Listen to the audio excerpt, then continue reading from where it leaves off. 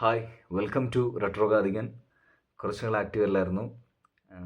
Film സംബന്ധമായിട്ടുള്ള ഒരുപാട് ന്യൂസും മറ്റു കാര്യങ്ങളൊക്കെ വന്നിട്ടുണ്ട്. പക്ഷേ അതൊന്നും നിങ്ങളോട് ഷെയർ ചെയ്യാൻ പറ്റിയില്ല. അങ്ങനെ വീണ്ടും വന്നിരിക്കുകയാണ്. എന്നൊരു സിനിമ റിലീസായി. Janaki versus state of Kerala. അറിയാലോ, സിനിമ ഇറങ്ങുന്നതിന് മുമ്പ് തന്നെ അതിൻ്റെ പേര് സംബന്ധിച്ചും സർട്ടിഫിക്കേഷൻ സംബന്ധിച്ചുമായിട്ടുള്ള കുറച്ച് കോൺട്രവേഴ്സീസ് ഒക്കെ ക്രിയേറ്റ് ചെയ്തിട്ടാണ് സിനിമ ഇറങ്ങിയത്. അത് മാർക്കറ്റിങ്ങിനെ കുറച്ച് നന്നായിട്ട് ഹെൽപ്പ് ചെയ്തിട്ടുണ്ടായിരുന്നു. Written and directed by Praveen Narayan. അഭിനയിച്ചിരിക്കുന്നത് നമ്മുടെ super star Suresh Gopi, Anupama Parameswaran, Shruthi Ramendran, Madhav Suresh, Askar Ali, Yadukrishnan, Baiju etcetera. അങ്ങനെ കുറച്ച് പേര്. ഈ സിനിമയുടെ റിവ്യൂയിലേക്ക് കടക്കുന്നതിന് മുന്നേ തന്നെ ഇതിൻ്റെ പോസിറ്റീവ് സൈഡ് ആണ് ഞാൻ ആദ്യം പറയുന്നത്. ജാനകി എന്ന് പറയുന്ന ഒരു കഥാപാത്രം എങ്ങനെ എൻ്റെ ട്രെയിലർ ഇറങ്ങിയ സമയത്ത് തന്നെ ഈ കഥാപാത്രം എങ്ങനെ ഇങ്ങനൊരു കേസ് ഉണ്ടാവുന്നൊന്നും, അങ്ങനെ എങ്ങനെ അത് ഈ കേസ് എന്താണ്, ഈ കേസിൻ്റെ പ്രത്യേകത എന്നുള്ളതൊക്കെ ഉള്ള ഒരു സംഭവങ്ങളൊക്കെ തന്നെയായിരുന്നു ട്രെയിലറിൽ കാണിച്ചിരുന്നത്. പിന്നെ സൂപ്പർ സ്റ്റാർ സുരേഷ് ഗോപി ചെയ്ത കഥാപാത്രം അഡ്വക്കേറ്റ് ഡേവിഡ്. അപ്പം ആ ക്യാരക്ടർ എങ്ങനെ ജാനകിയുമായിട്ട് ഇൻവോൾവ് ആവുന്നു, ഈ കേസിലേക്ക് ഇൻവോൾവ് ആവുന്നു എന്നുള്ളതൊക്കെയാണ് എൻ്റെ ഒരു ക്യൂരിയോസിറ്റി ഉണ്ടാക്കിയൊരു കാര്യം. അപ്പം അതിൻ്റെ പോസിറ്റീവ് സൈഡ് എന്ന് പറയുന്നത്, ഇങ്ങനൊരു കേസിലേക്ക് ഒരു സ്റ്റാർ വരുമ്പോൾ, സൂപ്പർ സ്റ്റാർ വരുമ്പോൾ, അറിയാലോ പുള്ളി സുരേഷ് ഗോപി വക്കീൽ കോട്ടിട്ട് കഴിഞ്ഞാൽ അത് നല്ല രസമാണ്, നല്ലൊരു ഓറയാണ് പുള്ളി വരുന്ന സമയത്ത്.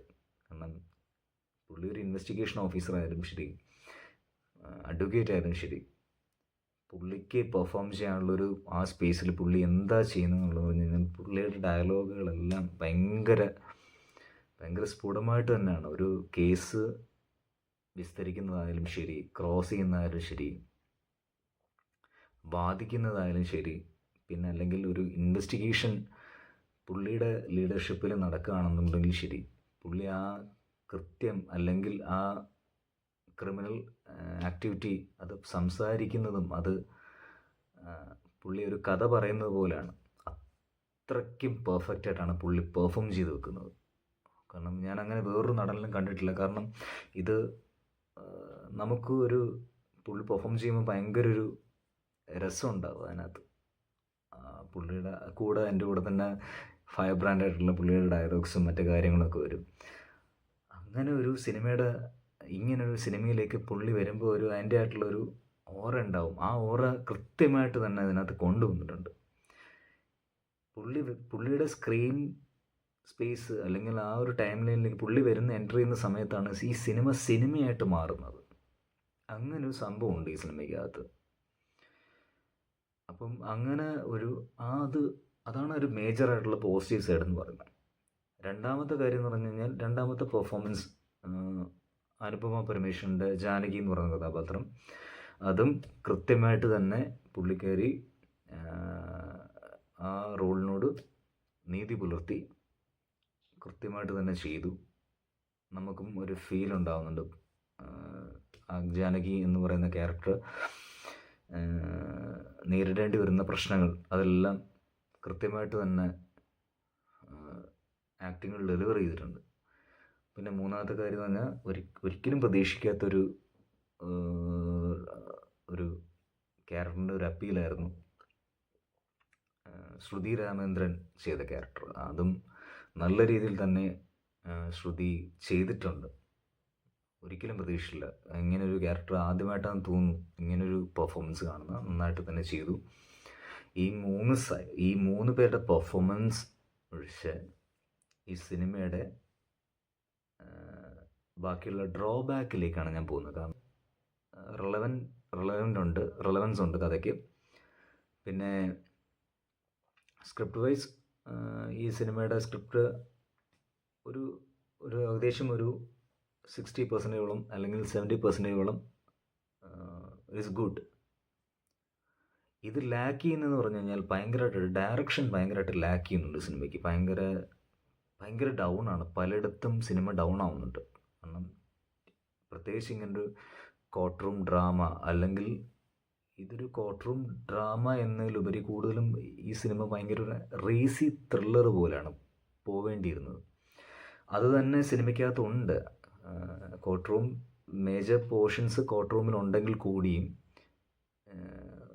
ഇതൊരു റേസി ആയിട്ട് പോകേണ്ട ഒരു സിനിമയായിരുന്നു. കാരണം ബാക്കിയുള്ള സീക്വൻസൊക്കെ വരുമ്പോഴും കുറച്ച് ആക്ഷനും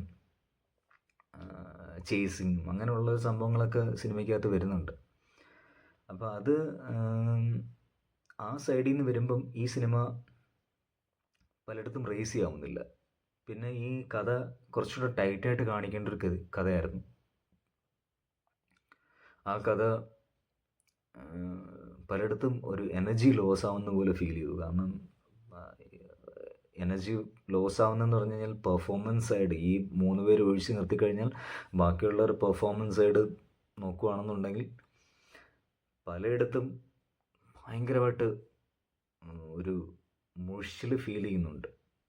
പിന്നെ പാട്ടുകൾ പ്ലേസ് ചെയ്തിരിക്കുന്ന രീതി, പാട്ടുകളൊക്കെ നല്ല പാട്ടുകൾ തന്നെയാണ്. പക്ഷേ എന്നിരുന്നാൽ കൂടിയും അതൊന്നും പ്ലേസ് ചെയ്തത് ഒരു നമുക്ക് തന്നെ തോന്നും ഇവിടെ ഇങ്ങനെ പെട്ടെന്നൊരു പാട്ട് തോന്നും എന്നൊരു ഫീല് തോന്നും.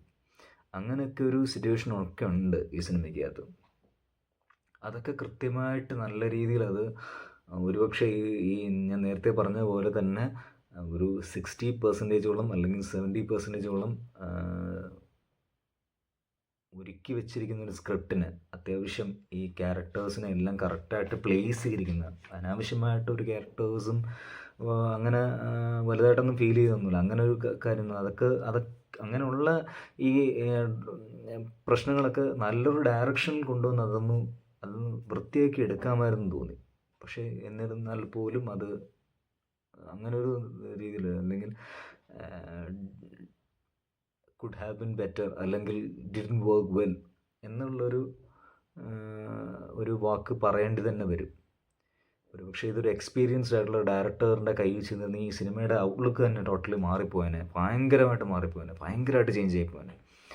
നമുക്കറിയാം ഇതിന് മുന്നേ ഒരുപാട് സിനിമകൾ ഇറങ്ങിയിട്ടുണ്ട് നല്ല സ്ക്രിപ്റ്റ് ഉണ്ടായിട്ട് കൂടിയും ഡയറക്ഷൻ കൊണ്ട് വർക്കാക്കാതെ പോയ ഒരുപാട് സിനിമകളുണ്ട്. അതിന് ഏറ്റവും വലിയ ഉദാഹരണമാണ് ജനകൻ എന്ന് പറയുന്ന സിനിമ. പേഴ്സണലി എനിക്ക് ആ സിനിമയുടെ സ്ക്രിപ്റ്റൊക്കെ ഭയങ്കര ഇഷ്ടമായിരുന്നു. കാരണം 2 സൂപ്പർ സ്റ്റാർസ് വരുന്നു, മോഹൻലാൽ, സുരേഷ് ഗോപി. മോഹൻലാൽ എന്ന് പറയുന്നൊരു ക്യാരക്ടർ, അഡ്വക്കേറ്റ് ചെയ്ത കഥാപാത്രം, അത് കേസ് എങ്ങനെ കോടതിയിൽ എത്തിക്കാതെ ഡീലാക്കി വിടുന്നതും അങ്ങനെയുള്ളൊരു സംഭവങ്ങളൊക്കെ ഉണ്ടല്ലോ. പിന്നെ സുരേഷ് ഗോപിയുടെ അച്ഛൻ്റെ കഥാപാത്രമൊക്കെ പ്രതികാരം ചെയ്യുന്നതായാലും ശരി, ഇത് ഒരു നല്ലൊരു എക്സ്പീരിയൻസ് ആയുള്ള ഡയറക്ടറിന് ഇപ്പം ജനകൻ്റെ കഥ ഒരു ഷാജി കൈലാസിലേക്കോ അല്ലെങ്കിൽ ജോഷിയിലേക്കോ അല്ലെങ്കിൽ വൈശാഖിലേക്കോ, ഡയറക്ടർ വൈശാഖിലേക്കോ എത്തിയാൽ മതിയായിരുന്നു. ആ സിനിമയുടെ ഒരു ടോട്ടൽ ചേഞ്ച് തന്നെ ചേഞ്ച് ആയിപ്പോൾ. അപ്പോൾ അങ്ങനൊരു കൂട്ടത്തിലേക്ക് ഉൾപ്പെടുത്താൻ പറ്റുന്നൊരു സിനിമയാണിത്. കാരണം ആ പോസിറ്റീവ് സൈഡായിട്ടുള്ള ഇത്രയും പേരുണ്ടായിട്ടും ഈ സിനിമ ഇങ്ങനെ അവരെന്തൊക്കെയോ ശ്രമിക്കുന്നുണ്ട്. സിനിമാറ്റിക് അല്ല, പലയിടത്തും സിനിമാറ്റിക് അല്ല.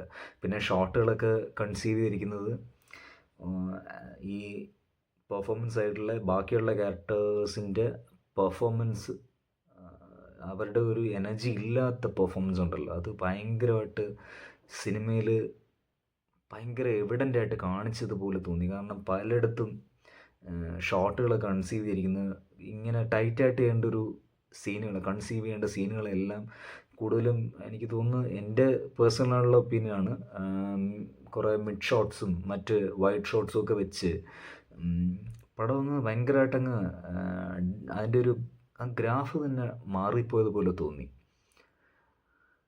ആൻഡ് ഇതൊക്കെയാണ്. പിന്നെ പേഴ്സണലി എനിക്ക് ഭയങ്കര ഇഷ്ടമുള്ള ഒരു സിനിമാറ്റോഗ്രാഫറാണ് രണദീവെ. രസമുള്ള സിനിമാറ്റോഗ്രാഫറാണ്, രസമായിട്ട് ചെയ്യും. പക്ഷേ ഇവിടെ അതിനകത്തൊന്നും പുള്ളിക്ക് വർക്ക് ചെയ്യാനുള്ളൊരു സ്പേസ് ഫീൽ ചെയ്യുന്നില്ല.